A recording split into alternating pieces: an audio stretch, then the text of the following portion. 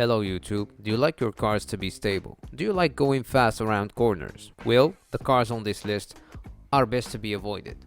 But before we get into it, don't forget to subscribe to the Motor Wisdom channel, a place where wise car guys unite. Well, the first entry on the list is the Mercedes A-Class, first generation. This small Mercedes was presented in 1997 as the new entry-level Mercedes and marked the introduction of Mercedes-Benz into the subcompact car market. Although the car was very ugly and lacked the high quality and reliability of its predecessors, its major shortcoming was the awful performance on the road stability-wise. In fact, this small X-shaped Mercedes almost flipped at the low-speed maneuvers. To add insult to injury, even the front tire exploded in the moose test that the Mercedes, of course, failed. As such, this was the biggest embarrassment for Mercedes-Benz, which led them to work on improving the second generation A-Class. And now let's move on to cheap French cars. Everybody loves those, right? And no, I'm not even joking, because the next car on the list is Europe's best-selling vehicle, that James May of course loves. Enter Dacia Sandero.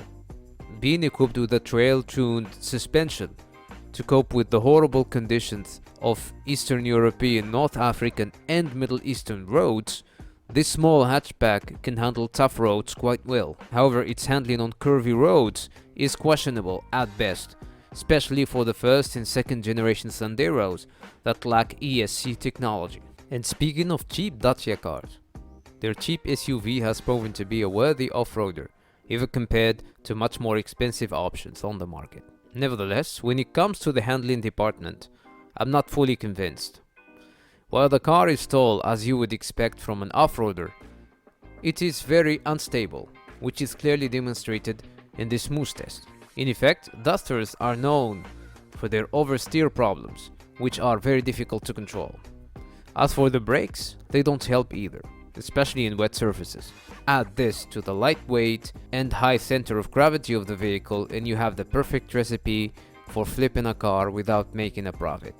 And staying on the subject of awful French cars, we have two similar cars that share similar handicaps.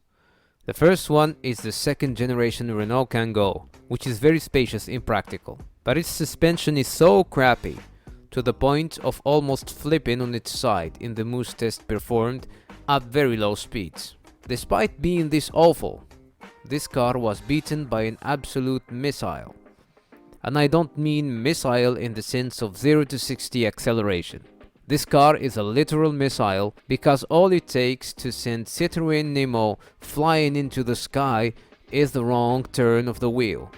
Yup, this car can actually fly, but not for very long. So it's more of a chicken than a missile, I suppose. Okay. Let's cut the French some slack here and pay the King of Japan a visit. As you may already know, Toyota is the world's most reliable car manufacturer. They keep things straight to the point, practical, without any bullshit that can break down over the years. Although Toyota's engineers have proven that they learned very well how to make a bulletproof car, they seem unable to wrap their heads around the concept of handling. Let's start with RAV4, their compact SUV, which is selling like hotcakes all over the world. Despite its excellence in many other aspects, it seems to suffer from an oversteer problem as revealed by this moose test.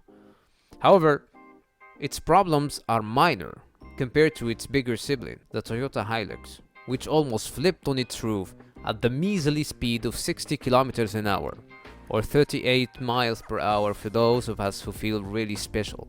While we know that the moose test tests the vehicle's stability in extreme conditions, filling at a very low speed means that you have a problem. Yes, I'm talking to you, Toyota. Get your shit together. Okay, that was it for today's list. Don't forget to tell us in the comments below if we missed any other cars that deserve to make the list. Thank you very much for watching and see you in the next one.